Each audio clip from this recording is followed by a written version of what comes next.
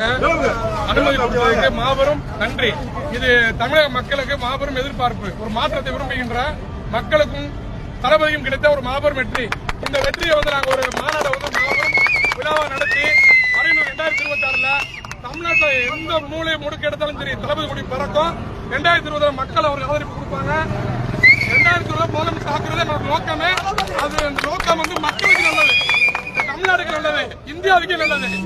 இது மாநாடுக்கு அனுமதி கொடுத்துருக்காங்க. நீங்க எவ்வளவு இங்க இருந்து போற மாதிரி உத்தேசம் என்ன மாதிரி? எங்களுக்கு தேர்தல் ஆணையம் கட்சிக்கு அங்கீகாரம் கொடுத்திருக்கு.